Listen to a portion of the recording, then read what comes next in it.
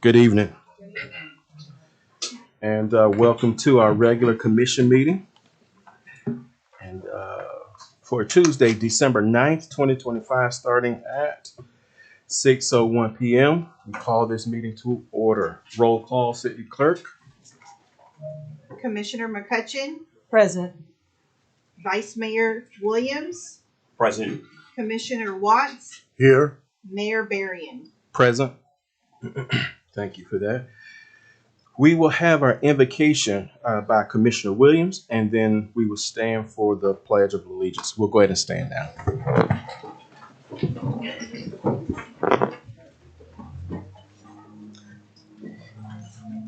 Dear God, we come before you to tell you thank you. Thank you for life, for health, for strength. Thank you for this time that we set aside to deal with the business of the city. We pray for peace. We pray for your guidance, and we pray for direction. God, I also pray for every family that is hurting, who has lost a loved one. Our community has suffered a lot of loss this year, and the holidays can be triggering. So I pray that you will be with them, that you will be their peace and be their comfort. In all things we give thanks. In Christ's name we pray. Amen. Amen. Allegiance to the flag of the United States of America and to the republic for which it stands, one nation, under God, indivisible, with liberty and justice for all.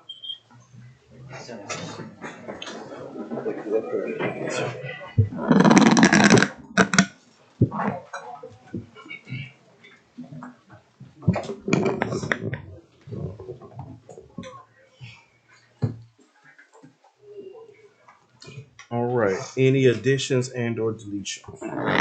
Yes, Mr. Mayor. Item K1 on your agenda, if we can discuss that after our presentations, before resolutions. Okay. You say, Al, you want to discuss item what? Item K01, City Commission seat 1 vacancy, if we can move that to before resolutions. Before the resolutions. Before H. Before H. Find him a seat. Sorry, sir, just a minute.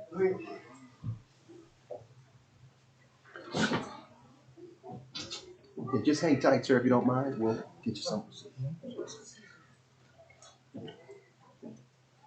Okay. I'll entertain a motion. Oh, Mr. Mayor, I move to move item K1 up to after the consent agenda. Second. So we have a motion on the table to move item K1, City Commission seat 1 vacancy, up to after item G. Did I say no? Item F, if that's correct. After the consent agenda. Okay. So I said that correct. Before item H. Correct.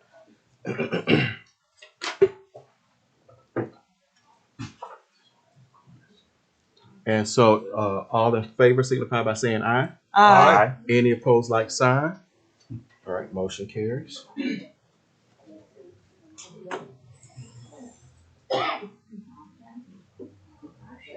Okay. I don't know what it's called. Just put K. Okay, moving on to, and I would like to just go ahead and say it's a packed house. And so it would be very appreciative if everyone could make sure that they are not talking while discussion is going on or someone has the floor. I will remind everyone that these meetings should be cordial.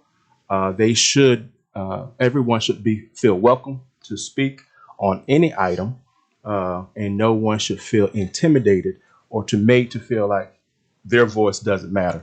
So with respect to that, if there's going to be a continuous outbreak of sidebar conversations. I've already asked our law enforcement to remove anyone that is agitating, that is not in a professional light. And if you have any questions regarding what any of that means, please ask now. If not, we will go on to public forum. Each person addressing the commission shall sign in with the city clerk no later than 6:05. Person shall step up to the microphone, shall give his or her name and address in an audible tone for the record, and unless further time is granted by the commission, shall limit their address to the 3 minutes that they're allotted. All remarks shall be addressed to the commission as a body and not to any member thereof. No person other than the members of the commission having the floor shall be permitted to enter into any discussion, either directly or through the members of the commission. Do we have any? Yes. Okay, we'll call them up, please. Teresa Keene.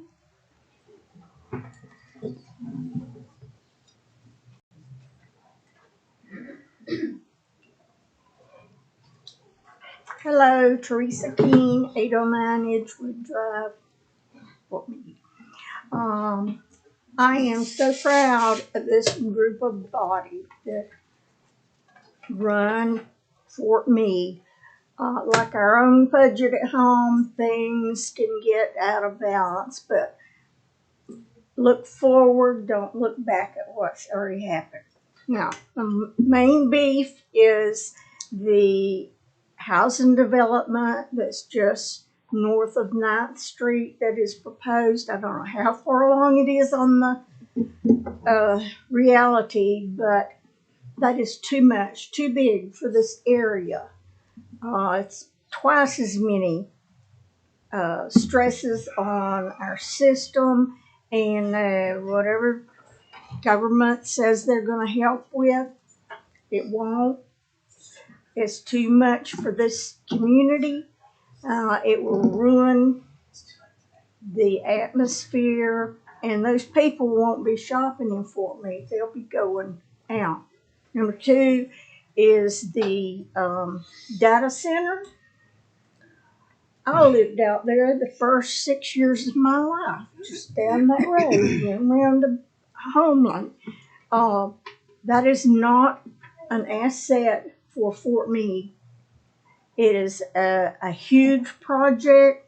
On paper, it does not look like that, but it's going to be a terrible strain on all of our utilities.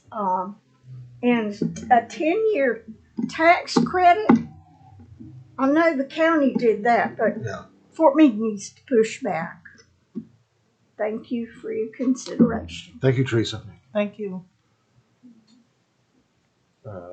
Clerk, are you keeping the time? Yes, sir. Thank you. Floyd Nelson.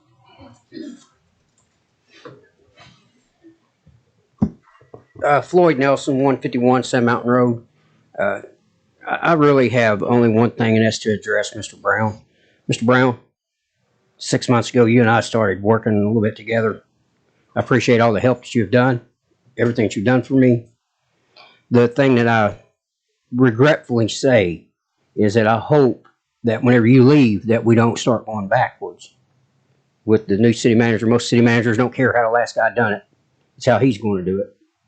You've done an outstanding job, and I appreciate you. Thank you. Thank you. Anyone else? Sam Hurd.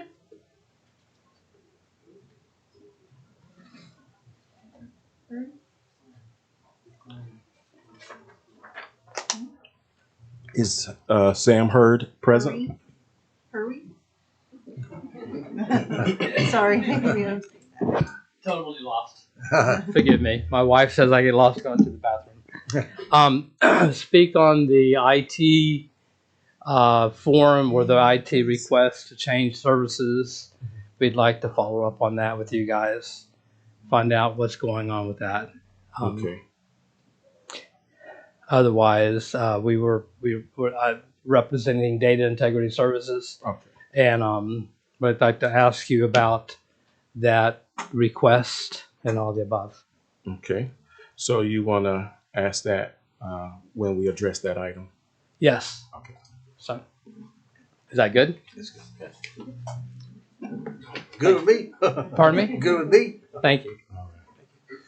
All right. Next up. Joshua Hurd. Is it? Yeah. Oh, same thing. Same. Okay. Kian Crone.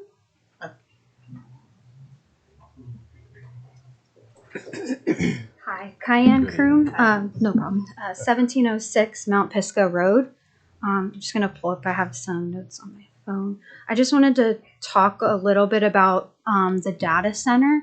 I don't know where we are at in terms of what still needs to be approved. I know, my fellow resident mentioned that the county had already approved the tax credit. I know that's nothing that can be done, but I had been doing some research on the communities that currently have data centers and their feelings, and I just wanted to share them in a public forum for anybody that might not have the time to do that type of research. So the first story is of Jim Doherty, who's a cattle rancher and a former county commissioner in Oregon.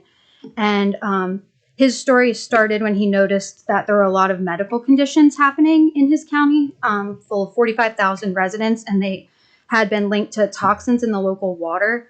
So he began working with the county health office. He was a rancher turned official. He began surveying the 70 wells throughout his jurisdiction, and of those, 68 found to test above the federal limit for nitrates, and nitrates are a cancer-causing chemical. And so he began to do interviews. He did interviews at 30 homes. 25 out of those 30 homes, 25 residents had recent miscarriages. I know we as Floridians voted to protect the unborn, and I would implore that we do not allow the killing of babies here in our community just to bring a few jobs to town. 6 of those people had lost a kidney. 1 had lost his voice box despite never smoking a day in his life. These centers churn out millions of gallons of wastewater that are high in nitrates, and that water eventually goes back into the ground, tainting local aquifers. Currently, there's a coalition of more than 230 environmental groups that demanded a moratorium on these new data centers because they are escalating electricity bills, which I know is already a strain for current Fort Meade residents. I know the data center plans to get its power through Duke, but it might still end up increasing our rates as well. In addition, they do suck up vast amounts of water. Currently, our town uses approximately between 583,000 and 647,000 gallons a day. A data center of the permitted size will likely use a minimum of 550,000 gallons a day, which would double our use. In addition, we're only currently permitted to use 760,000 gallons a day. So where will the extra water come from? Is that something that is going to have to be permitted prior to allowing them in? Is that going to be their responsibility, our responsibility? Will they be prioritized over citizens? If other centers are any hint, then they will. That is 3 minutes. Okay. Thank you for your time. Thank you. Thank you. Ben Spate. I would yield and let this lady right here finish what she was saying.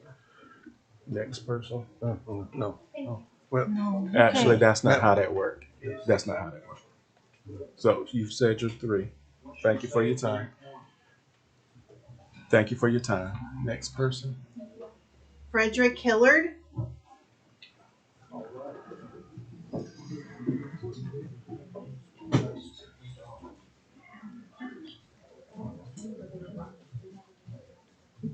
I appreciate this opportunity to be here. I have a little letter that I would like. I'm going to make sure this is on the public record. I tell you the letter. Mr. Or an email. Before we do this, just so I understand, I know we have an attorney and Mr. Mayor. Documents that for the commission to receive, should they be handed to the clerk and then dispersed to the commission? Or what is the proper protocol for us to receive? And this is not just for you, this is so we know for order.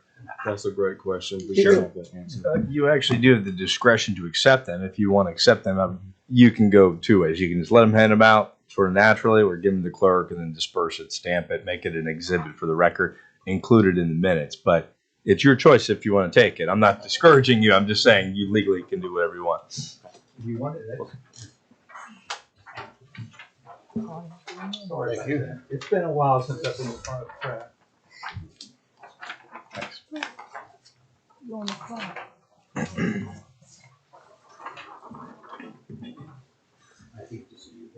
Yeah. All good things come to an end. I know. And that's one of the reasons I'm providing you with this. There's going to be a transition, and I want to make sure that this stays on the front burner. This letter basically, I'll paraphrase it. I'm not going to read it. It's pretty brief, but it regards the boundaries for the districts for the election. District 1, 2, and 3, 4, and 5 are citywide, so they would not be involved. I started this after the election. I presented it to the commission or the canvassing board, and I've been researching it. And I also talked with Mr. Cloud, who also worked with the commission on the revised charter. And because I said, was it revised prior to, or did I not know about it? But I got the previous charter. Tom provided me the previous charter from Unicode, which reads the exact same thing for the districts. I then looked at where might this have occurred. I know in the 70s, there was a civil rights suit, and districts were then required. And the only other reference I can see is somewhere around 1985. The districts there may have been a charter change, and the districts were reestablished. The concern I have is, I know Mr. Watts and Mr. Cochran served on the commission. They represented District 3 and District 1. However, the boundaries for District 3 included Mr. Cochran's house. So he could not have represented District 1. So the people in District 1 were not really represented by their constituents. They were being represented by someone in District 3. I bring this to the commission because I did tell the canvassing board the decision not to receive the election or be elected doesn't bother me. But the thing that really concerns me is the voters. Are they being provided accurate information for the districts? Is the supervisor of elections being given the accurate districts so voter cards can be provided to the residents? I had one gentleman come up to me that I know lives in District 3, and he told me we did not get a ballot for the candidates in District 3. I had another gentleman who signed my petition, whose family member lives beside him. His family member is shown to be living in District 2, but really lives in District 2, or 3, but really lives in District 2. So there's some confusion out there. 3 minutes. Okay. Thank you, that's your time. But Thank you, Mr. Hilliard. That's it. I appreciate it. Y'all have a great day.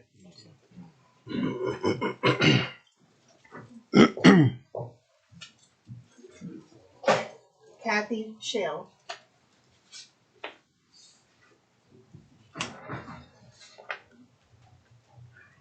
Hi, I'm Kathy Shale, 219 North Pine Avenue, and the reason I'm here today is to thank all of you for the kindness that you showed my husband and the memorial that you put up for him. It really touched my heart, and I just wanted to come in and say thank you. I don't know if y'all ever noticed, I want to tell this little story. I always called him Jim. I never called him Possum. When we started dating 28 years ago, I told him I was not going to call him that animal. So he was always Jim to me, but I know he was always Possum to you guys.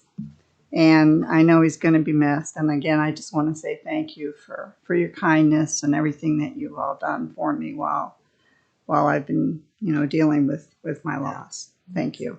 Thank you, Kathy. Thank you, You're Kathy. welcome.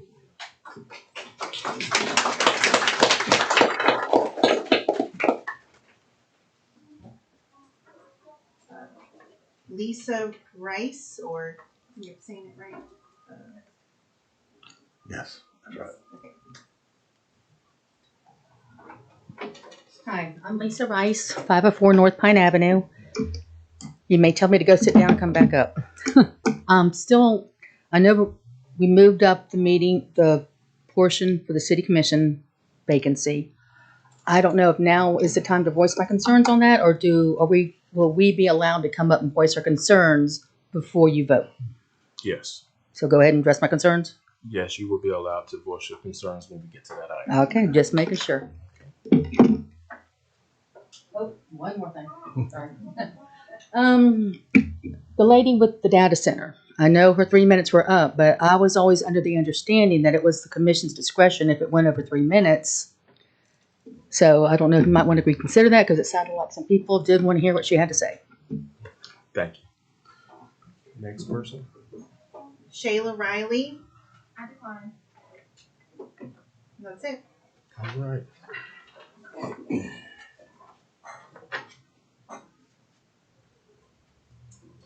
Okay, so moving on to proclamations, presentations, and awards. Financial update for key focus areas and budget considerations, Brianna Smith. Yeah, Mayor, before Brianna comes up, I just want you to know that Tim Harrison will be doing the future ones, but Brianna holds all the cards right now, and so he's coming up to speed. But Brianna, come on up. We're happy to have you. So he's going to be here every quarter or so, giving you a financial update, providing you a financial statement, and Brianna's going to set the table, please. All right. So good evening, Brianna Smith with White Paper Consulting. So what your finance director has asked is that I give you kind of a high level overview of where we are right now, the budget that you just came out of, the budget that we're in now. But the idea is not to rehash the budget. So we're not going to do that tonight. I think we've covered that in good detail. So with that said, the budget report that you do have is based on the information that's in your system as of the date that I pulled it, and I think I pulled it on Sunday.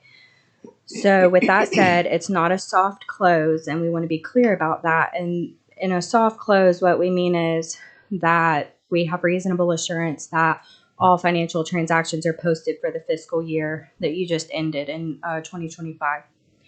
So we don't have that reasonable assurance at this time, and the reason for that is because all of your bank recs are not fully completed.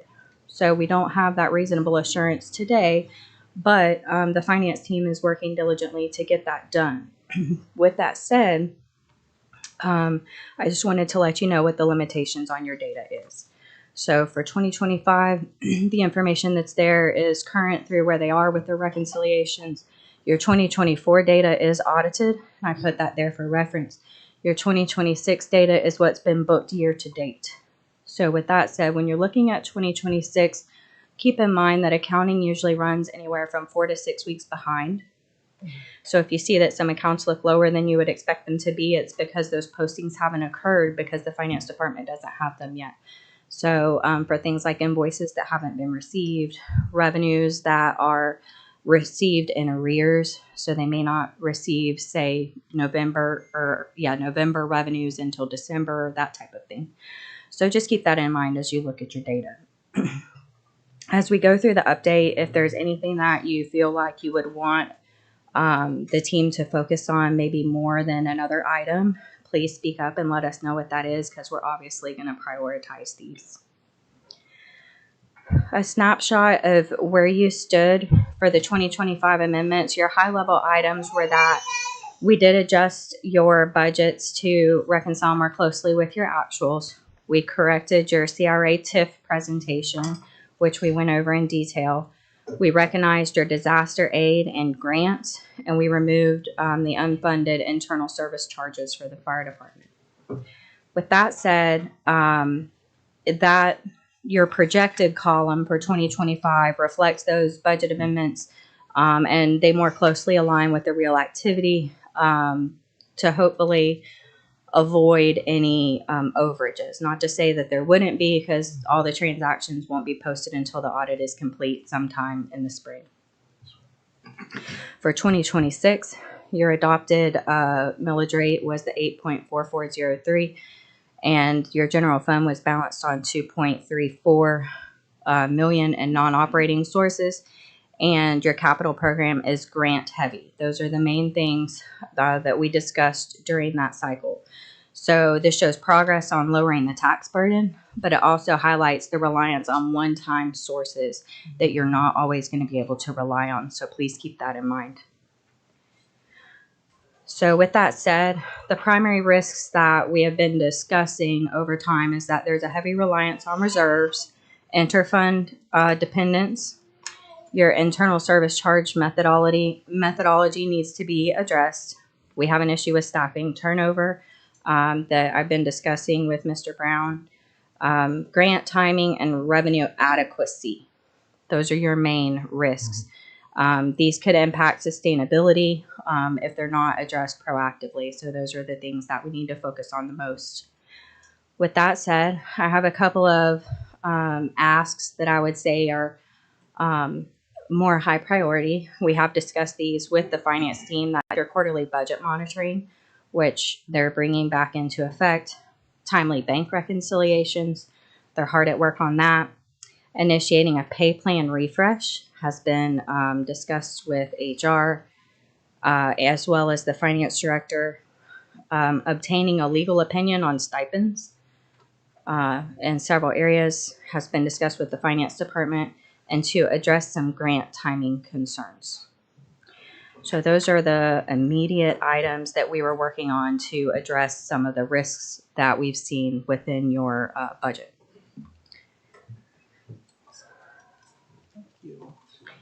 If you would like, I can give you kind of a snapshot of each of your funds, or we can move on to recommendations and why they were made. So which would you prefer? I would like to hear more of what the concern is with grant timing. Yes. So with your grant timing, the majority of your grants are paid for in advance, meaning that the city is incurring the cost of these grants ahead of time, and then you're reimbursed by the granting agency. So for the very large projects that you have going on right now, for example, repaving the streets, upgrading utilities, one invoice may be $500,000 for paving. So with that said, you guys are paying that in advance, and then a reimbursement has to be filed to get your money back. If those reimbursements are not being filed timely, it further delays you in getting your money back, in addition to the time that it takes your granting agency to process your request. So with that said, we have noticed that there is a little bit of just disjointment between these processes, and we just need to more closely align that so that your cash flow is not so heavily affected by these very large payments being made. Okay. And there has been conversation around systems to put in place. Yes, and your finance director is working on another item that was recommended as well, and you'll be hearing more details about that very soon.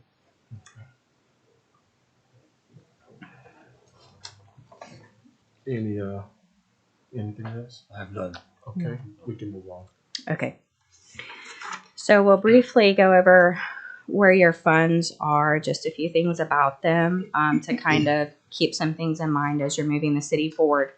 Your general fund is still dependent on transfers and reserves despite a large amount of grant support. And there's also some contract pressures related to police services, which we know we require those. But it is a very large portion of your general fund budget. So when we're thinking about the general fund, we just need to consider that some long-term corrections may need to be made to determine adequate revenue sources to support the expenditures that are coming out of the fund. And if there are things that can be redirected to other funds that more closely align with their purpose, such as the list of things that we discussed that needed to be redirected to the CRA for the 2026 budget, if you can identify some of these items and you can more closely align them with an appropriate revenue source, it will alleviate some of the pressure on the general fund, meaning that you wouldn't have to adopt such a high millage rate in order to accommodate the expenditures that are there if the expenditures aren't as high. Does that make sense? Yes. Exactly. For your CRA fund, there is a heavy carry forward in that fund, which is fine. That means that you have more revenues coming in than you're spending in the current year.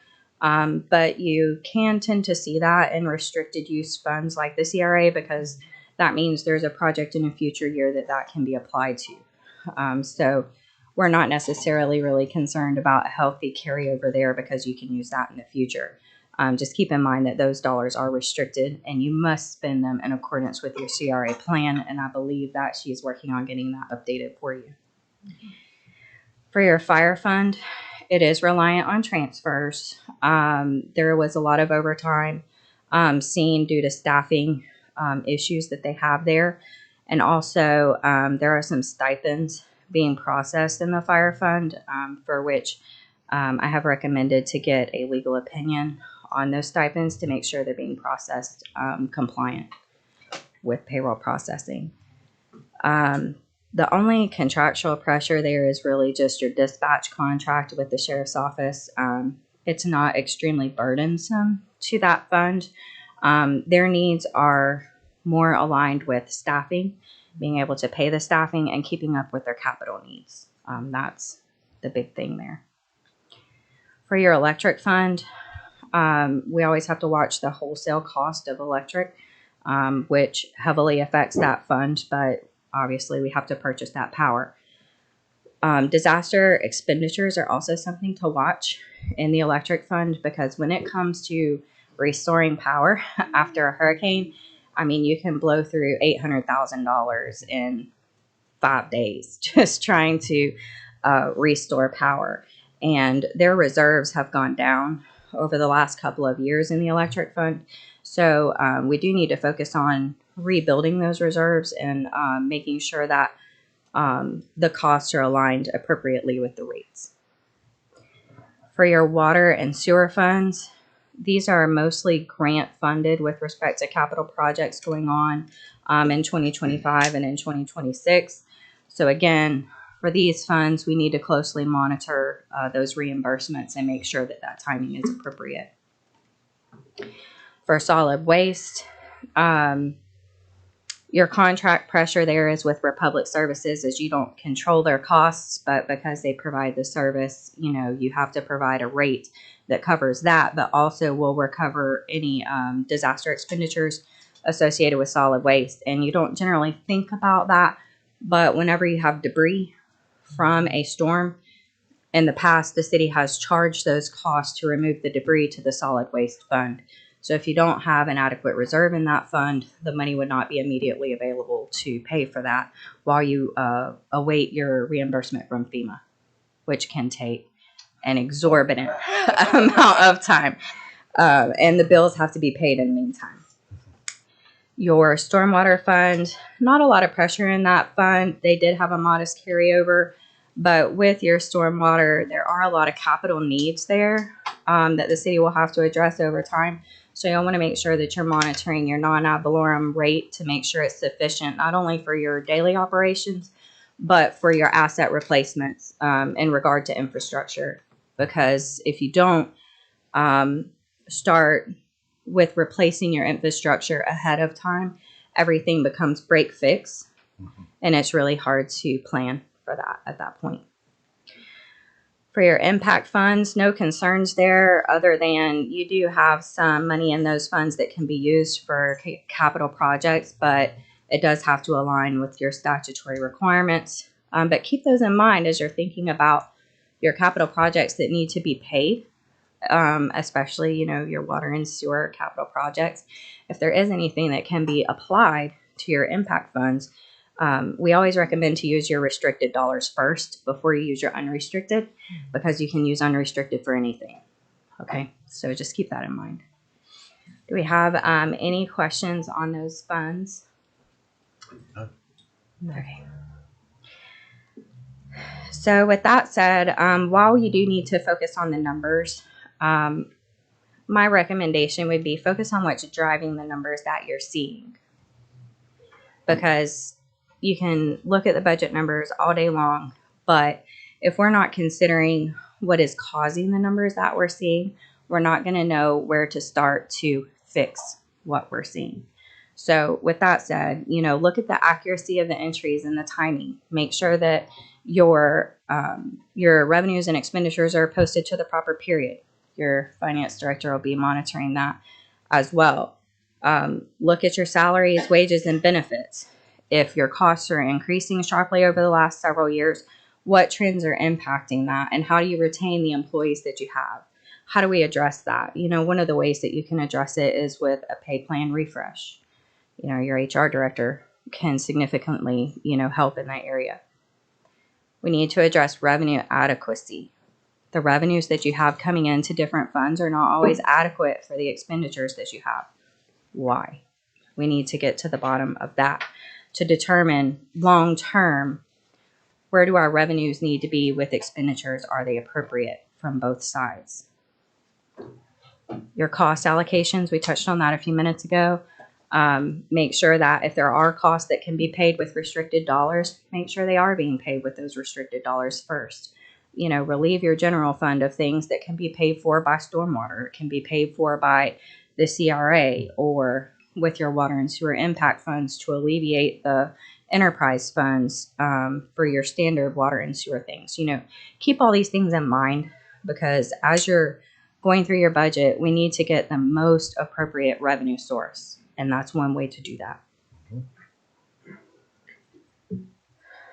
So there were several recommendations that I had that mostly will be carried out by your finance department and your management staff. I can touch on those recommendations and briefly why they have been made, and that'll bring me to the end of the presentation. So as far as policy and governance, adopting quarterly budget monitoring again, they're working on that. This will catch issues early and improves your oversight. So you don't get to November 30th of next year and then you have a whole list of budget amendments and don't really know why. You would know because you're going to talk to your finance director about that during your quarterly meetings. Adopt your reserve policy, with the caveat that however you adopt this policy, make sure you can follow it, because if you cannot, you'll get an audit comment for not following the policy that you adopted. So with that said, that may take a couple of years to formally adopt, but we need to move in that direction to build fiscal stability in many of your funds. Formalize your internal service charges with a fair cost allocation. Finance is working on that. Request your legal opinion for the stipends to avoid any compliance risks. For financial management and planning, limit your recurring reserve usage and replenish those funds that have already been depleted. This will help you to preserve your long-term health in all of your funds. Develop utility rate scenarios to help with your revenue adequacy. This may take a couple of years. It may take rate studies. But with that said, that's just something that's going to take some time to work on. Document and track your transfers in between funds to improve your transparency. You need to be able to support why these transfers are being made. Address grant timing to protect your cash flow, which we discussed that. Adopt a multi-year forecast to support your strategic planning. So if you have a list of capital needs and we can't meet them all in 1 year, then give us a forecast. Tell us when we can meet that need for those funds. Strengthen internal controls to build consistency in your financial processes, reduce the risk of errors or fraud that can occur, and improve the confidence in the decisions that you have to make from the dais. If we have better internal controls in place, you can have more reliance on the data that you're receiving being accurate and complete. For your operations and workforce, we do recommend a pay plan refresh to support employee retention and fair compensation to make sure that you not only align with the market, but people are being compensated appropriately for the jobs that they hold. Reconcile your cross-department allocations to improve your reporting accuracy. What that means in plain English is that if you have one person that is working for all departments. For instance, your city manager, they're charged to the city manager department because they're the city manager. However, they also oversee every department of the city. So there are ways that you can allocate the cost of certain positions and other costs related to those, such as legal services, accounting, the list goes on. Some of these can be allocated to each department's proportion of those costs. That's something to consider. Let me ask you this. We talked about, I think it was dispatch, correct? And so dispatch is something that's used for the entirety of the city. What you just explained, can a portion of dispatch services come from the CRA budget? If you determined how many of the calls on average are dispatched from the fire department within the CRA district, as long as you can provide a rational nexus for how that applies to your CRA, and as long as it's aligned with your CRA plan, you could do that. If you do decide to do that, I would recommend getting a legal opinion and putting that together formally, because the auditors may question the allocation. But as long as it's reasonably supported, it follows the statute, it aligns with your CRA plan, you should have no issue. Just make sure you have that documented. Gotcha. Thank you. Thank you. Anything further? And I got some further. So, Yes. and what you're talking about right now is something that the auditors did point out to us. So having a defined cost allocation plan on how we do internal service fund transfers would be something that we need to work on ASAP. And I'm sure that Tim and Brianna are going to get down to the bottom of this. So Thank you. before we Go ahead. move on, I just want you to know that there are a couple of things that we've done that the city commission has done. You hired me, which in turn hired this guy back here, finance director. You have not had one since this lady left here, how many years ago? 2021, March. Okay. I believe that was done intentionally, okay? Because you need a finance director, someone that's knowledgeable about the different funds, operational aspects, that come and give you a financial statement quarterly or monthly or however you want it. They talk here from the dais publicly like she just did, so everybody can hear the same thing. So that's what's happening now. That's because of this city commission. The other thing I'd like to talk about is this alternative revenue. All these things that we're trying to consider, the data center and all these things. If it's not someone from outside, it will be on the backs of taxpayers, people who live in this community. So that is one way of looking at it. Annexation is another way, growing the city. There are a number of ways you could look at growing revenue or obtaining more revenue, but I can tell you this, that you can't have flat revenue. That's what you've had here over the last, relatively flat revenue over the last decade or not. So if you don't look for alternative ways, it will be on the backs of your taxpayers here. Now I know, which one, it's a chicken or egg, or how do you go about doing it, but it's something you must consider. There are no data centers, and I'm not a representative data center. I don't have a contract with them. Don't even know what they do other than my research. But I would say that, here you have to hear your residents. Do what your residents ask you to do. That's what you're there for. But also go look at what are these other communities, because you'll find that, there's a balance. I grew up in Pensacola, Florida. We had a Monsanto plant there. If you said something negative about Monsanto, they run you out of town because it was a large employer. I'm not saying the data center is, but just find out, get your facts together before you make a decision that could affect the long-term vitality of this community. We live in a country, it's a capitalistic society. Just keep that in mind. So, all right, that's all I have. I just wanted to make some notes about we're already working on some of these things that Brianna is talking about, and hiring a finance director, permanent finance director, not an interim, not someone's going to be leaving here next few months, but someone's going to be here that's going to really look at the details here and help and work with the existing staff. And so that's all I want to say, Mayor. Thank you. Thank you for that. Yeah. And I'll reiterate that I have pushed for that particular filling of position with each administration prior leading up to her, and it just went unanswered. So thank you for pointing out that position is absolutely needed so that we stay on track.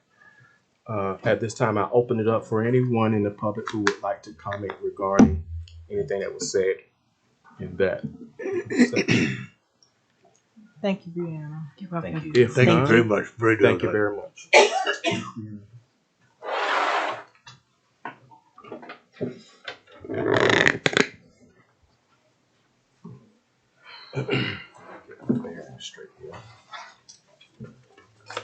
Moving on to item F2, fleet management solution. Yes, Mr. Mayor, we're going to have Mr. Ryan Woodward and Mr. Brown come up. They're with Enterprise Fleet. And the staff, we've met with them at least once. And we were prepared to present an item to you for action tonight, but it's not on the agenda appropriately. So we're going to have it deferred to December 16th, if it's okay with the commission. They'll give a presentation tonight, but we'll bring back a formal agenda item with all the particulars on December 16th. Okay, go ahead, Ryan. Awesome. Well, members of the board, thank you so much for allowing us to come down and talk about this comprehensive fleet program for the city of Fort Meade. We've created a fleet synopsis. I know, as stated, you guys have the original presentation. We'll get that out to you, as Mr. Brown just stated. But I'm going to keep it very high level. Who we are, what we do, what we can do for the city, and the goals that we look to accomplish through there. We know government spaces do more with less. How do we maximize budget? How do we drive safety for the citizens here? And how do we create operational efficiencies? And so a little bit about us. We own and operate 2.1 million vehicles. So if anything happens in any bucket there, when it comes to expenses, we need to be the experts in that. Right. Some things that we've been able to uncover with the city of Fort Meade when it comes to the fleet. The current fleet age is negatively impacting the overall budget and fleet operations. Currently right now, 52% of the light duty fleet is 10 years or older. That's affecting a couple things. Older the cars are, more expensive the maintenance, more expensive the fuel, and then the resale aspect of those vehicles. This is information that he received from us. So we looked at our financials, we looked at our assets, and we provided the fleet. They did analysis for us. Okay. Sorry about that, Ryan. You're okay. So what do we know? Newer vehicles, lower maintenance costs. Newer vehicles have better fuel technology, increased safety there. And so there's also a bit of a challenging of inconsistent budget years. And so I know, talking to Mr. Brown, creating a plan that really makes sense for when you need vehicles, when to get out of vehicles. How do we create a self-sufficient budget, more infrastructure? So, we're not necessarily getting vehicles off of a gut feeling or when we think we need them, right? We know exactly what year to get in and out of the vehicle based off the usage of the city. So some objectives that we're looking to accomplish is to identify a vehicle life cycle. Like I said, get in and out to maximize the equity of these vehicles. Currently, right now, we're showing a savings of $95,000 over a course of 10 years with an enterprise fleet management solution. Currently, right now, you guys, the fleet cycle is at 12.2 years. So by the time you get a vehicle and get out, it's 12.2 years. We want to shorten that to 5 years. In the first year alone, we would free up more than $74,000 in capital from the salvage of selling 12 vehicles in the first year. And we would look to significantly reduce your maintenance costs. Currently, right now, we're looking at $68 per vehicle, or excuse me, $133 per vehicle. We want to move that to $68 per vehicle. What's really important to me, and hearing some of the people here from the city of Fort Meade, is the safety aspect. Currently, right now, there's a significant amount of vehicles that don't have some of the highest safety features on newer models. Anti-lock brake standardization, rear automatic braking, standardization of the backup camera. These are important things. When we partnered with Polk County Schools, the board had said, hey, if this is a cost neutral and we can save one life by having newer vehicles rotating in, then ultimately, it does make sense. So some other partners that we have, City of Newport Richey, City of Marco Island. Pretty much any of the school districts in the area here. So I stood in front of the council for Polk County Schools, and they've implemented this exact same 10-year model. Obviously, a lot more vast fleet of vehicles, but they're going to recognize savings on top of running a newer, more efficient fleet, as well as having a partner like Enterprise Fleet Management, we're a family-owned company, and it really, one of our founding values is that we strengthen our communities one neighborhood at a time. So we do that by the science that we run our vehicles, knowing when to enter and exit a vehicle, putting that into place with not only companies but government entities. And again, the most important factor for any government entity is doing more with less and being as safe as possible doing so. Now, when it comes to everything that we do, we take a cradle of a grave approach to handling vehicles. So acquisition, maintenance, GPS tracking, telematics, fuel, and resale. So whatever the city's needs are, we can handle it for you, and we'd be the ones to give you the recommendations, what vehicle to get into, the right make or model. I know talking to Mr. Brown, right typing the fleet was something that was extremely important. I know a lot of the times going to the local dealer, you might just be subject to whatever's on the lot. And maybe you're overpaying for something that you don't necessarily need on the vehicle. We would be able to cut all that out. We would order our vehicles directly from the factory, something that we specialize in, to one, maximize on incentives for you guys. I know government pricing for vehicles has actually gone up significantly over the past couple of years, and we would fight for every dollar. When you get it straight from the factory, you can spec it out exactly as you want. So you might not, if you don't need a 4x2, we can get a 4x4. It just depends on what you need specifically to help you avoid cost reduction.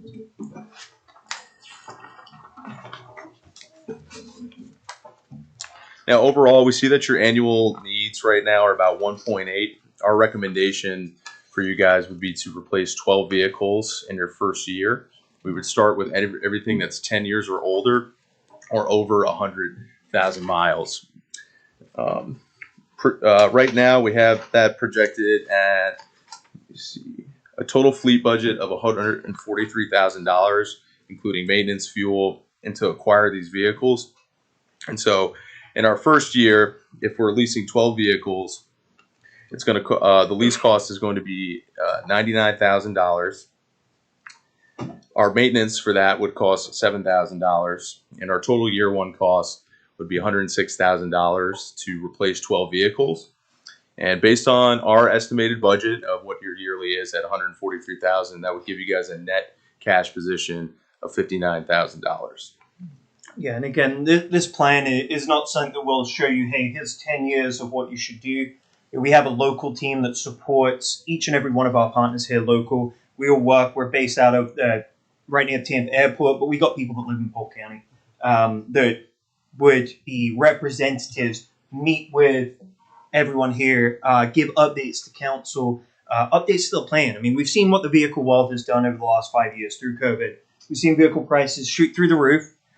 We've seen resale go up as well. So throughout that, we've had partners like Polk County Schools that were able to actually factory order vehicles at still a low rate versus paying MSRP plus a markup, whilst getting out of vehicles at an extremely high amount, and actually, in some circumstances, made money off of buying vehicles low and selling them high during that time.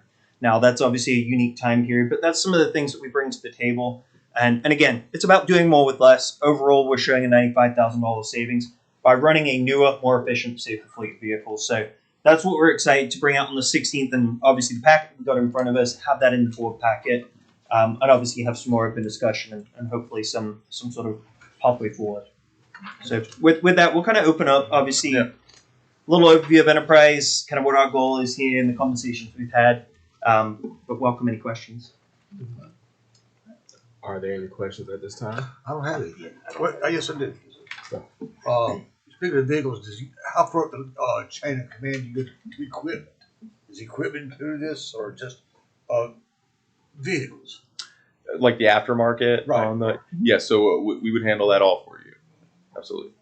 The heavy equipment and everything. Yeah, we have the ability to handle everything from a sedan up to 26,000 pound GVW vehicles. Yeah, so the only thing that's excluded from their analysis is public safety vehicles. Okay, I just want to make sure that's put out there. Also, in the first year of having Enterprise, they will replace 8 vehicles right now. And this right typing is something I saw. We don't need employees driving around in a Ford 350 when they only need a Ford Ranger, because there's cost to that, there's gas and all those things. And so this is what they'll do. Right now, we currently don't have any defined person and or department responsible for fleet management at all.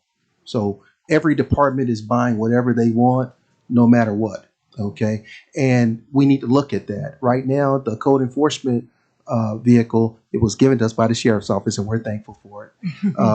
But it does not represent, in my opinion, the image that the city should have, especially when you have one department that looks like Hollywood.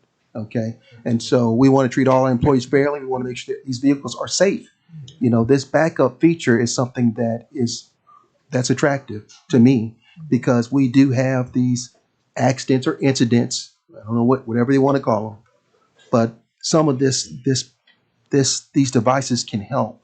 And so what you may or may not know, they don't just rent cars. They actually provide these services to like local governments.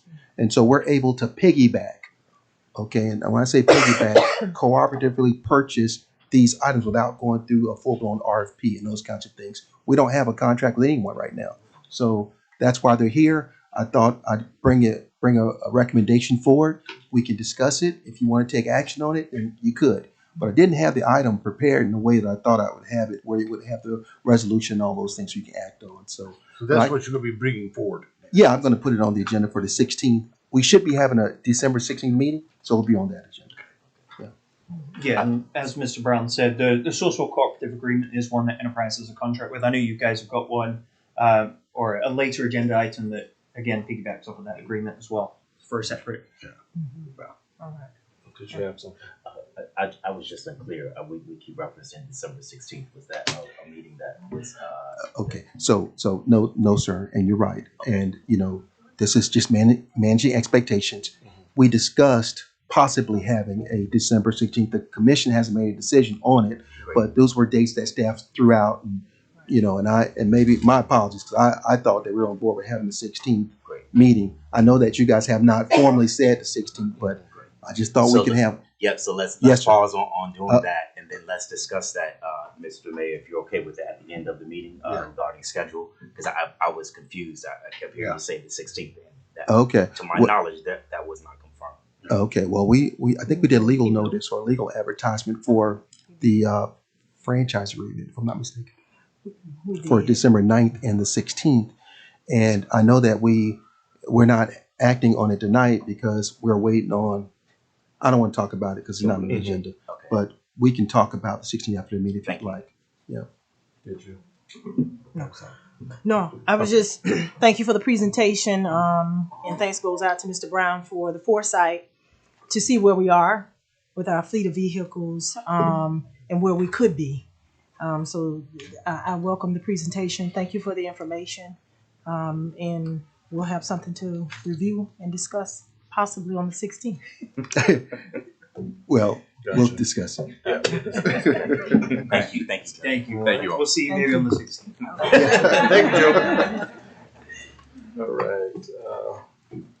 Moving on to item F3, project update, multipurpose community center and library. Yes, item number F3, Mr. Mayor, members of the commission, as you know, we obtained the services of an owner's representative to manage the community center multipurpose library center. Mr. Erskine Howard with HME Professionals here to provide you an overview of what's going on there. And Mr. Howard, I'm waiting for you to walk him through because this is a city future project and we're waiting. I'd like to hear from you. Well, good evening. Good evening. Thank you very much. HME was delighted to hear that they were selected to provide owner representative services for the multi-purpose community center and library. So again, thank you for that opportunity, and we look forward to working with the city and their team. What I wanted to do today, a couple things, just share briefly some of the services that we'll provide as owner's representative. There's the next slide. There's a slide there, and there's a graphic there. And it basically shows the owner at the top, and we're an arm or a resource for the owner. But we're the liaison between the owner and the design and construction team. And so what our primary goals are is to make sure that the city receives the desired outcome that they're looking for. So we want to make sure that the scope that the design team has and the contractor has, that scope is fulfilled, the schedule is fulfilled, and it all comes within budget. And the way that we do that, we have a plan, a project management plan that we drive. And so we're constantly meeting and discussing with the project team those three items that I mentioned. We look at their schedules to make sure that they're providing the deliverables in the time frame that they indicate on the schedule that they're going to provide. They're additionally incorporated in providing, based on the design criteria that were provided to them, excuse me, they're providing the type of building that you're looking for and it satisfies your requirements. And it's all within the budget, right, which is very key. And so we're constantly working and looking to make sure that we achieve that. Some of the other things that we do, we just, try to get in and keep the team focused on what the mission is. I've been doing this for 40 plus years. I'm an engineer. I have a bachelor's in engineering and a master's in project management. And so my whole goal over the last 40 years, and I've done this with large teams and small teams, is to make sure that the client receives exactly what they're paying for. And designing and building a building, it's a simple process, but it's a complicated process at the same time. And the thing to me that's very important is communication. And so we've established early on with the team, we've shared with them, and they've shared with us any concerns that they may have and any concerns that we may have, so that we all collectively are on the same page and continue to move progressively towards the finish. So the most important thing is I'm an advisor to the owner on any project-related items. So if there's something that comes up that needs clarity or there's issues that need to be resolved, I talk with them on a regular basis to make sure that we resolve those and mitigate any issues that might come forth. So those are basically the services that we provide. That last slide that I wanted to share with you, though, was here's some of the things that we're tracking and watching. These are some of the major milestones associated with completing this project. We've received thus far from the design team a 30 and a 60% DD or design development set. Those construction documents, schedule, and budget. But now we're looking for the 90% set that's going to come in December the 29th. And then the 100% set is really the big milestone. So the 100% construction documents should be received in the city by January 19th. Those are the documents that they're going to take and they're going to send through the building department to get permitted and stamp approved for construction. Once those documents are approved, then the contractor, which is Volum, can go and he can pull the building permit. And then all the subs, he'll pull the master and all the subs will pull the sub permits, and then we'll be able to start the construction process. Additionally, the GMP, which is the guaranteed maximum price, with those construction documents, they have a team of contractors and subcontractors that they're working with. And so for any given discipline, whether it's the concrete in the building or whether it's the electrical components or the equipment or what have you, they're going to provide, they have a sub that's going to provide them a price. And then they're going to take that price and they're going to put it together, and then they're going to get the city of Fort Meade a guaranteed maximum price. It says that they'll be able to build this particular building for the dollars that have been agreed upon. And then everybody will sign off on it, and we'll just make sure that they adhere to that contract amount. The notice to proceed, that's the NTP. That'll be issued February 25th. So that'll be a letter that's given to the contractor that directing them to go ahead and proceed with the construction. So the construction is not going to start until you can see February. And then we have substantial completion. That's when all the life safety items in the building will be completed and the building can be occupied. So all of the, fire systems are in the building, all the handicap ramps and anything that's life safety has been incorporated in the building is able to be occupied. You can take over the facility That's the substantial completion date. That's the October 1st, 2026 date. And then the last milestone that you see on there is the final completion by November 12th. That's all of the closeout documents, all the warranties, as-built, all of those have been given to the city, and now they're finished, and the project's over. So these are the milestones that we're going to be monitoring and tracking. And it doesn't seem like it's that many. It seems like it's only 5. But there's a big schedule that goes along with. These are just the summary items. So, but it's a very nice looking building thus far, based on what we've seen. And so we as a team, we're excited about it, and we're looking forward to working with everybody in terms of closing it out and achieving the objective. And I just again thank you for the opportunity and look forward to working with you all. Thank you. Thank you. Well, listen, I don't know why he left, because I want to say some things. So just so you'll know that, Amy Wheeler, Kylie, myself, we've been sitting in these progress meetings every week. And I consider myself a smart person, understand things. But I was in a progress meeting, a construction meeting, actually. It's not a construction meeting. It's weekly. And I did not know that we were 3 weeks behind. I'm shaking my head saying yes, but I knew that I shouldn't be in that meeting. Amy or Kylie shouldn't have been in that meeting, because we were done with the design, if you will, because you guys already given your input. We needed somebody there. Most cities, you have like in the public works department, there's somebody like a engineering type or somebody with construction experience that you can stick in that meeting, or city engineer. Well, we don't have a city engineer. We have design engineers that we've contracted out, and we don't have anyone in public works. At least I don't know in my limited research of someone that has that kind of experience. And so when you're dealing with multi-million-dollar projects, especially when they're GMP contracts like this, the money that we're getting from Florida Commerce, it's $4 million even. There's not another dime more that will come from them. If the project is not substantially complete by October 1 with final closeout by November 12th, we'll have to pay for this project out of our own pockets. So we don't have the luxury of, having the ball fumbled at this point. And so that's why HME is here. Mr. Howard, he's the owner's rep. So that means if you individually have a question, you can call him, talk to him. Right now the goal is to everybody will still be in place, but Tim Harrison will be the person acting in my stead after I leave, and the new city manager will come in and take over once that person gets there. But that's kind of what the communication will look like. So just want you to know that. You're welcome. Thank you. All right. Thank you. Thanks, Howard.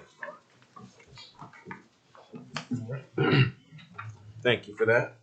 We are moving on to City Commission seat 1 vacancy.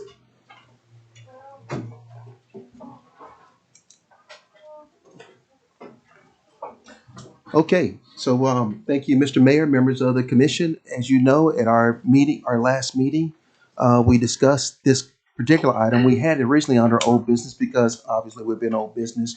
But after consultation, I decided that we need to discuss this first, as opposed to at the end of the end of the agenda. And so it depends on where you want to start. It's up to you guys, but I'm here if you need me. I'll do what I can to help facilitate. What I wanted to do is back up. Did anyone from the public want to comment on the hiring of HME owners? Oh, come forward.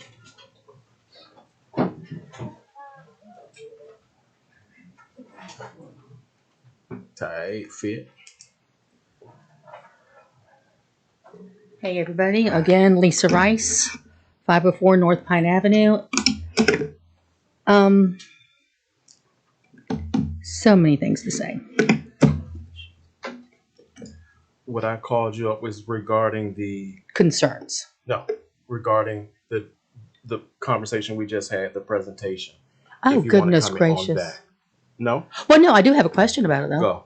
Go. The $4 million, I didn't know we had a deadline. That's amazing that we know that. Any money given from Commerce comes with a deadline. And that's why we lost the Equestrian Center. So we got $4 million to build it. how are we going to put, what's the computers, the books? Where's that money coming from? Do we need a different fund for that? Want to speak to that? Well, the total project's $3.6 million. And of that $400,000, the furnitures, fixtures, and equipment is part of that $4 million. Okay, that was a question I had. If we need to do like a fundraiser or something. Or, No, ma'am, it's All fully right. paid for. Cool. Thank you. Now I will say this: there is a Friends of the Library, so I'm sure Kylie would not turn you down if you want to come and assist with fundraising for any additional stuff she may want. For Because the you library. did do that for years, I know. Yes. Okay, thank you. No problem. All right, so now we're gonna move on. And is there any? We can open it up for the community to speak on this. We should have left you up there, Miss Rice. Okay. Anybody from the community would like to speak on this item? Come forward.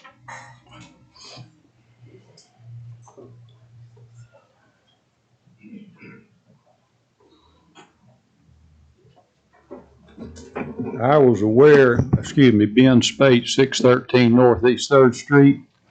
I was aware about Mr. Hilliard making the comments right after the election about the discrepancy in the charter. And everybody I talked to said that the line goes straight down Orange Avenue and from north to south. And I was talking to a person that works in the county last Friday, and between us, we both discovered that that's not the case. And I've looked diligently, and I know several other people that have looked diligently to try to find where somewhere along the line, the dividing line between District 1 and 3, I guess it is, comes straight down Orange Avenue. In fact, it turns on Wilson and goes west, turns left, and goes down Oak Avenue. So we've got a map that shows one thing, and we have language that shows something else. So at this point, I agree with Mr. Hilliard, and I believe that we have got to solve this problem. We've got a map that the property appraiser or the election bureau is working with, and we've got language that says something else. It doesn't make sense. It appears that somewhere Mr. Cochran was in a district seat for 18 years. It was always known that it came down Orange Avenue. Melissa Cannon said the whole time she worked here, the map showed coming down Orange Avenue. I talked to somebody else, everything they ever heard came down Orange Avenue. So that seems like a real problem that we can't continue down any road until we solve that. Thank you. It's hot in here. Anybody else would like to speak on this item?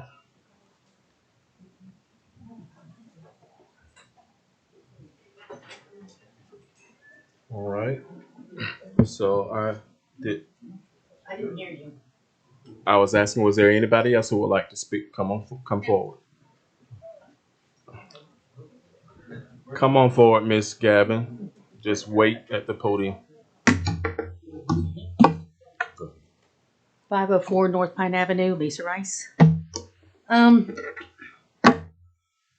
This is a seat 1 vacancy. Even in the literature today, it says seat 1 vacancy. Now, I understand if nobody in seat 1 is willing to take it, turning it out to the city as seen fit. I think there are several people. And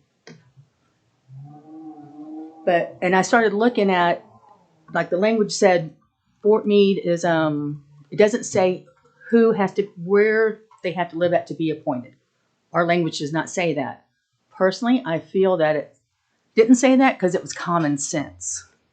And I think other towns, now that I looked at other towns, which I did, like Weston, it's like other towns reworded their ordinances. And this might be the opportunity to reword the ordinance in the future. But for this, I think common sense should rule, so it's proper representation. I understand what Mr. Williams said about he thinks we're being represented because he does live there, but we have 2 at-large seats. That is for at-large. The whole purpose of having district seats is representation. The last meeting really bothered me because you was putting names up and everybody was throwing in names. The commissioners, everybody was just throwing names in. Well, she's not here now, but let's do this person. And it's like, whoa, do we want someone in there to represent or do we want someone in there to agree with everybody? We need someone in there. We need a Switzerland, for the lack of a better word. Everything is one-sided. It always has been. It's either been south of the red light, north of the red light. I hate it. It's a fact of life. I would like to put my name in because I think I would be a good Switzerland. You say last time you wanted to pick someone who'd been interested before. I did fill out an application. Sam, when you ran, was that 22? I don't know. I think it was 22. I've had 4 elections in 5 years. Okay. I believe it was 22. I had actually filled out the election packet, turned it in, stamped, sealed, signed, checks written. And that was shortly after my husband died, and I realized, what are you doing, Lisa? So I'm like, next time. I got up. Mr. Possum used to walk the streets. If anybody had the joy of seeing him walking on the street and chit-chatting with him, it's wonderful. And we talked about it. I said, what you going to do next time? He goes, I want to do 1 term on my own, and then I'm going to give it up. And I talked about the possibility. He goes, Lisa, think about it. If you really want to do it, I suggest you run. So I'm not saying these are his wishes. We talked about it. So I don't want to be considered someone just getting in there and throwing the name in the hat. I have thought about this long and hard for years. And as far as experience goes, as you said, most people don't have experience from the first time you're in there. But what I do have, I did take some Florida Southern College classes in business, law, accounting. I didn't get any degrees, but I took a lot of classes. But at this point then, I would really like, another question. Did any of you, and you don't have to answer, were any of you reached out by the public to get their input? So like, did anybody get any emails, texts, phones? You don't have to tell us, but if you would, please consider that. So, because this is a 2-year decision. Yes. So, because there may be more people that would like to speak, I'm done. I'm going to incorporate the 3-minute time limit. That's fair. So that we can keep this thing moving forward. Thank So you for your thank time. you. Thank you. Thank you, Lisa. Next person, come on up. Miss Gavin. I saw she stood. Dimple. I'm Dimple Galvin. You can call me D if you want to. I live at 203 Maple Lane, Fort Meade, Florida. Clerk, are you keeping the time? Thank you. Are you listening? Yes. Okay, thank you. First of all, I don't know how to say this. I don't know how to say this to you all. I don't feel like that. It doesn't work anyway.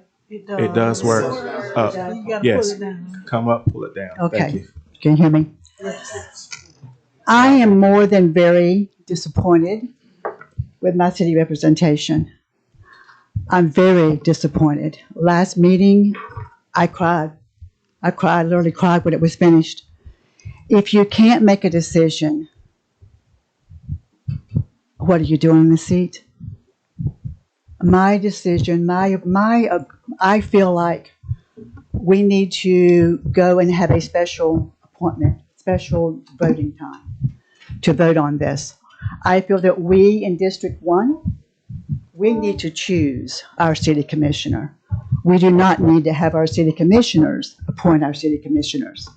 I don't believe that's correct. I don't believe that's the right way to do it. And also in the city management part, I do not know where you all found that man that's looking for our city manager, but I don't trust him.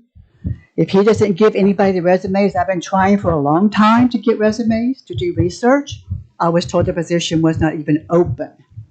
And that was told by the city clerk to me. So it has been open. So I'd like to find out what's going on.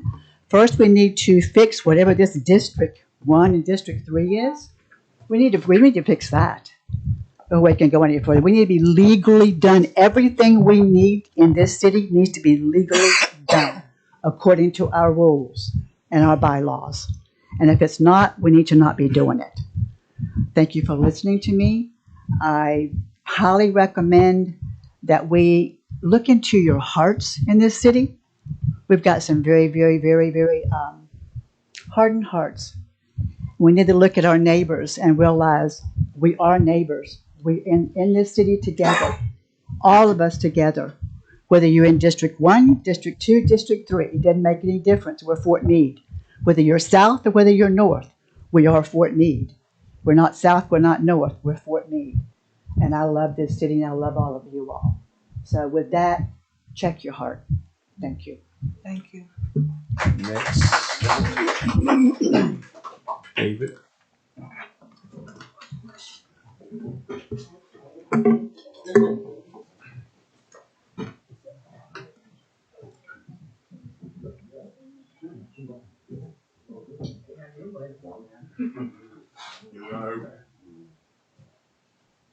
David Black, 423 North Oak in District 1. I again feel that the commission needs to appoint someone in the district. I've had multiple conversations throughout the week with citizens. All the citizens are concerned about the same things, and that's my piece. And whether it be a special election is, I think, the fairest thing to do, or come together and appoint somebody that will be good for this community. Thank you. Thank you, David.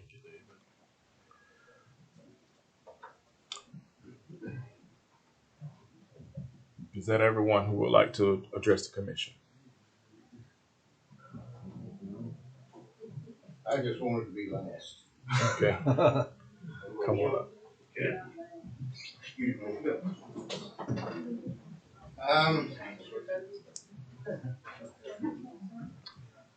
I would have never run for a seat if I'd have known I was out of the district for 18 years. State your name and address for the record.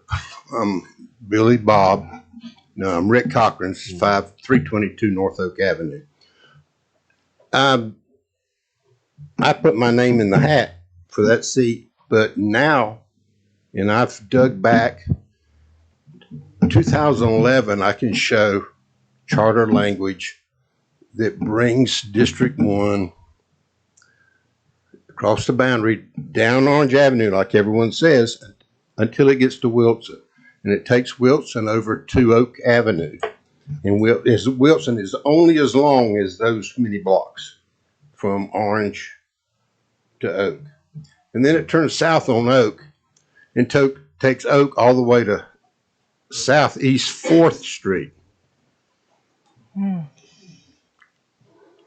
then takes it over to Railroad Avenue. Third. In the city limits Takes it of Fort third. Meade.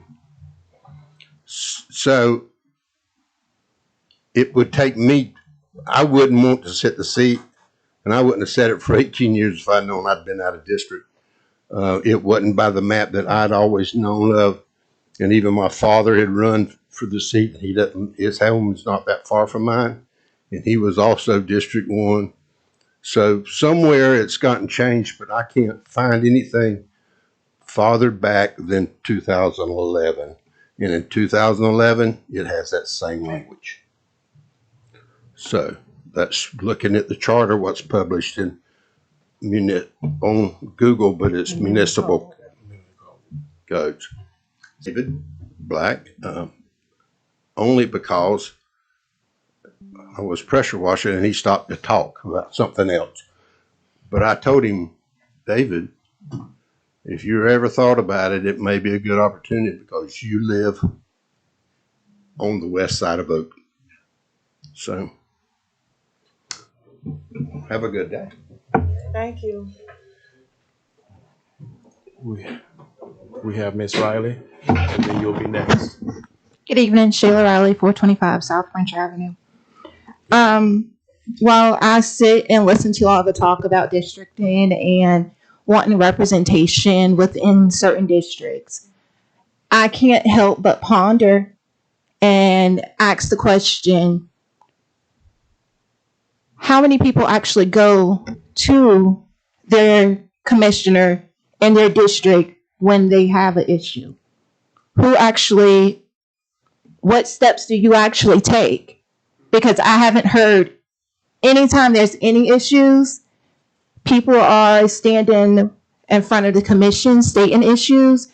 So in my head, if someone's representing me in my district, I'm bringing whatever my issue is to that person. So my real question is, how many of you actually do that while you want representation in a certain district? And I think, I don't know if many people know the real story or how we kind of got to the mess of the redistricting. Mr. Hilliard talked about in 1970s, 85, whatever the case was, things changed. It changed because nobody wanted E.J. King to run.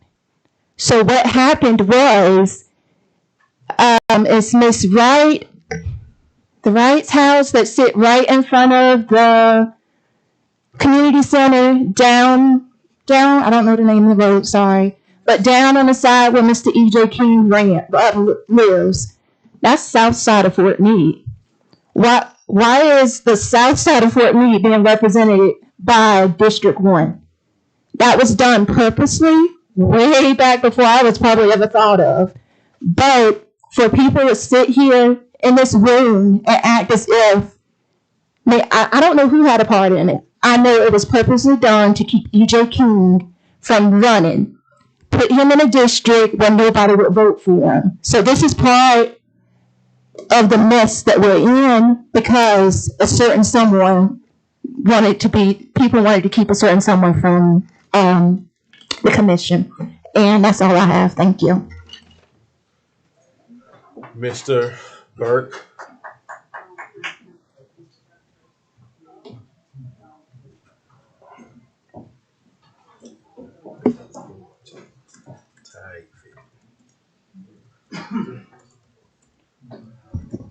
Good evening.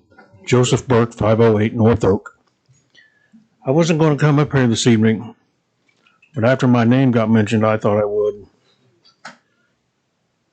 As far as this district line is concerned, I've seen even a different map.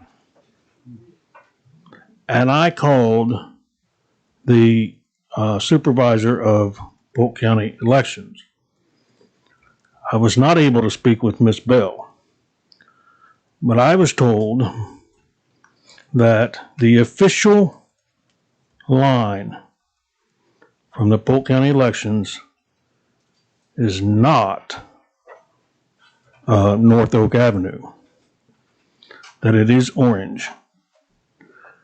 And my precinct is 516, and it says that on my card. So if you go by the official, what Polk County Elections is saying is official, I am in District 1. The last map I seen, it shows the line on Oak, and I'm on the east side of Oak, so that puts me in District 3. So who do you go by? You have all these different answers. The other thing I want to say is, most of you don't know me. I don't know many people in Fort Meade. I'm not from Fort Meade. I moved here in 2013. Just by happenstance that I moved to Fort Meade, but I moved here in 2013. I wanted to say on the record that other than my wife and children, I'm not related to anybody else that shares the same last name as me. Thank you. And I don't mean that good or bad. I'm just stating the fact.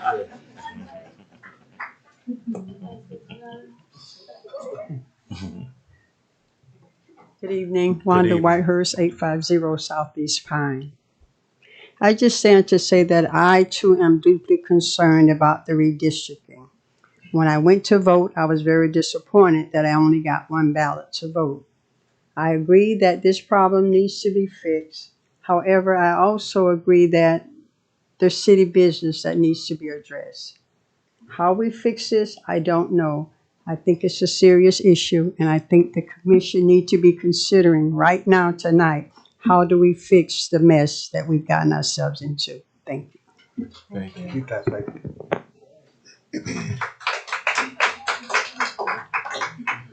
All right. So if there be no one else, then we would close the public forum on this item, and we would have our discussion. What I wanted to say is I do take the decision that we have to make. I don't take it lightly. It's serious. I feel that once we make a decision, then it should be something that we can flow in continuity, consistency from time to time. I've had numerous, to answer Ms. Rice's to answer her question, I've had numerous residents reach out to me via phone call. The ones I was able to return their calls, I did. If someone reached out to me, didn't leave a voicemail, then they probably didn't get a return phone call if I don't have you stored in my phone. And I want to let those residents know that I do hear you. And I went an additional step to bypass all the criticisms of this particular discrepancy in district lining. And I spoke with a few individuals. Come to find out, one of the individuals did not live in the district, but Franklin Lastinger does. And Franklin is someone who is known in our community, has stepped up to the plate to serve in a capacity as the commissioner of our youth football league. And so I think he would be a great choice that we can all come to an agreement on, that we can utilize. And so he's also here tonight. I don't know if he wants to say anything. He doesn't have to. I wanted to put that out there, that I went the additional mile to find someone that could be representative of the district, and then someone who I feel will represent the entire city without, what you called it, she referred to Switzerland. And so what happens is when people post different things on social media and it appears that their post aligns with certain individuals, even though you may want to think that you could stand up to those people, but that's a tough thing, right? And so being Switzerland is being Switzerland. And so I say that to say, I think Mr. Lastinger would be a good addition to serve in that capacity for the 2 years commitment.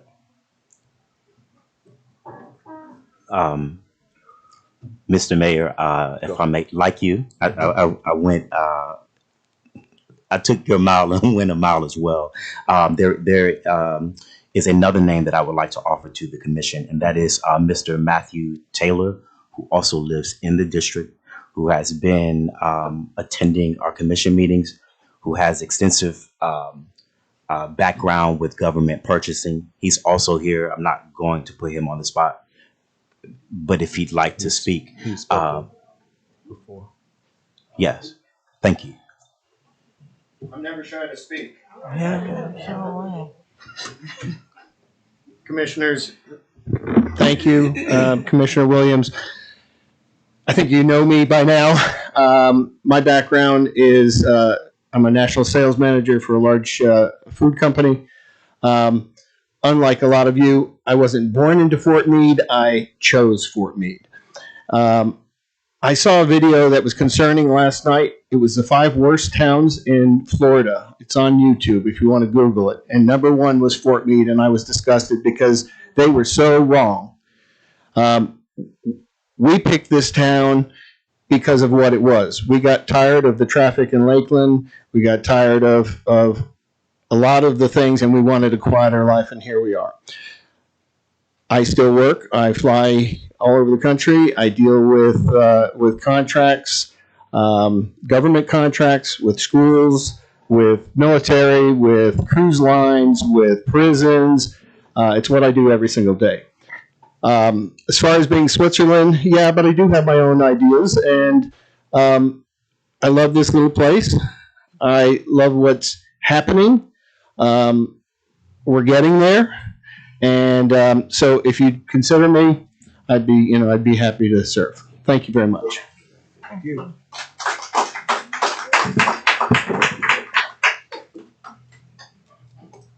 Okay, any further discussion? Come on up, Mr. Lastinger. Maybe have that secret exit.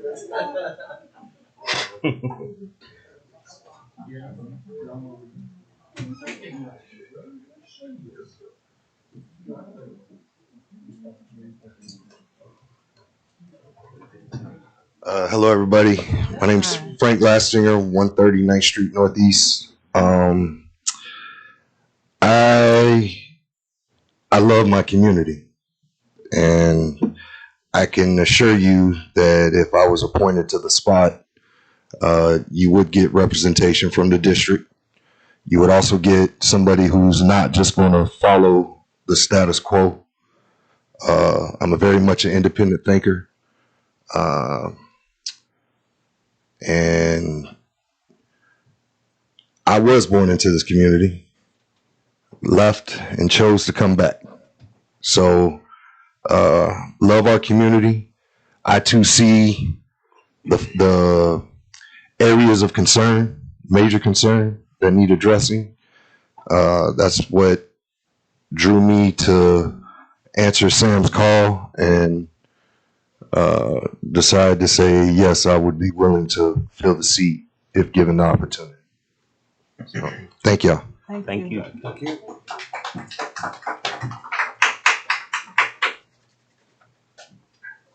All right, so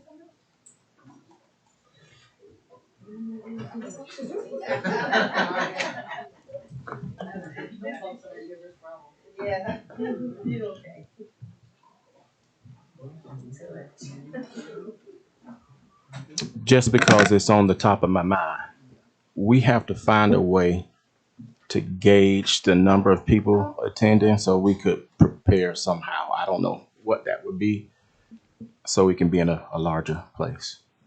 So whomever can come up with a way. Yeah, for our meetings. Oh, future meetings. Future meetings, yeah. We gotta be able to. I don't have a recommendation right now, Okay. but we'll definitely have to do what you just said. And hopefully with the new community center that's supposed to be built by November 26th, that will be the first place.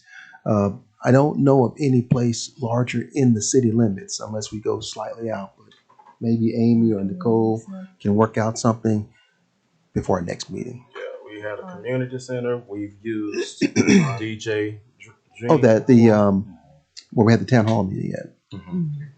That's our facility, right? No. That's not our Dr. Jean's facility? Dream. Or did I say that right? I'm sorry. The plaza. The plaza. Thank you. Oh, the plaza. Oh, okay. Thank you. I didn't say that right. Yeah, the plaza. They'll make us pay rent, but but I think that'll be it's money good. well spent, so we can be comfortable. And I've been drinking this water. It's a little warm. Yeah. So we'll continue with the discussion. All right. Okay, Mr. Mayor, without much further ado, I would like to make a motion to appoint Mr. Matthew Taylor to seat 1. Second. So, I'm not throwing an objection to Mr. Matthews or anybody else, but I'm not sure we need to do this before we decide what we're going to do with the actual boundary lines. That's the problem's got to be solved. well, I would say this. I do agree it needs to be Because solved. there's others that, But if the individual who, and I don't know where Mr. Taylor resides, I only know where Mr. Lastinger resides. And I know Mr. Lastinger resides completely, without any controversy, in precinct 516. And I think that'll be a better way to describe is based on precinct and not necessarily districts. Well, of course, we all in the room know we have to resolve the issue.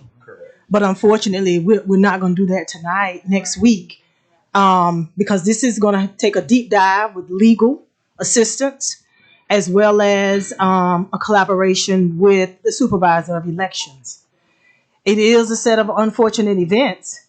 However, we have to make an appointment with the information that we currently have on record based upon what is written. So with that, the information that we do have, I feel very comfortable that if we decide who that person will be tonight, that Mr. Matthew does live in the district as well, Mr. Taylor, that would be an appropriate appointment for representation of seat 1. I agree.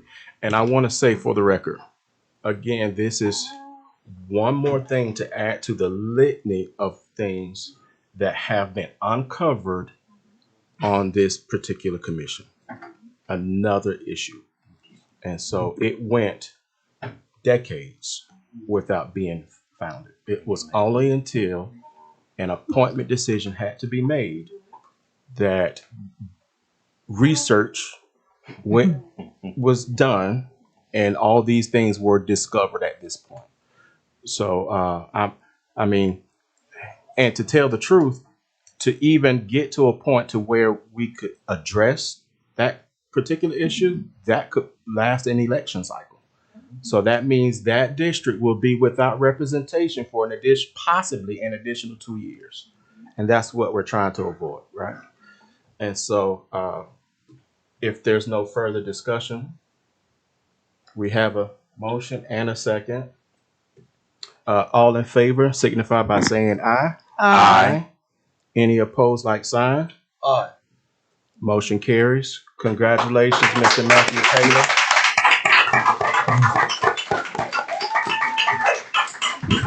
So and that's immediate. Thank you. Yeah, that's immediate too. Yes. So thank you. So 1 second. Hold on. 1 second.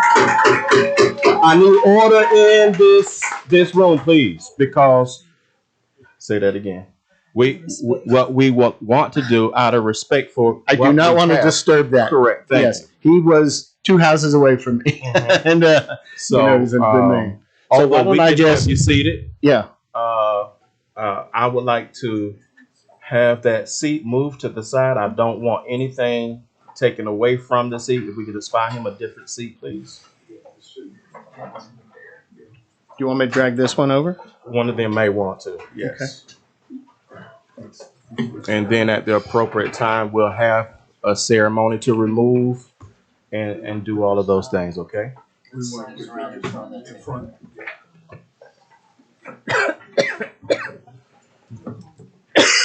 Thank you for that.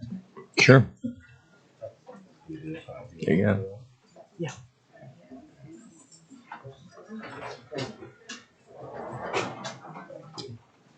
Thank you. Oh, you don't have a book. There's one over there. There's a whole packet over there. Oh, okay. Just keep it over there. Right there. Sorry, Liz, but he's.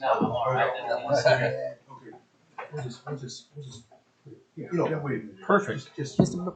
Yes, no, I appreciate it. Mr. Brown, will you get me that book, Packet. that packet over the table, on the table, and give it to Mr. Taylor? Me too. Thank you, sir. Okay. Moving on. Mr. Mayor, are you going to swear Mr. Taylor? Yeah, technically, usually the clerk does it. So, or assistant clerk. Yeah. Give us a. Yeah. So at this time, we'll take 10 because last time 5 was just not long enough. We'll take 10 in recess. It is 7:45. We were reconvened at 7:55.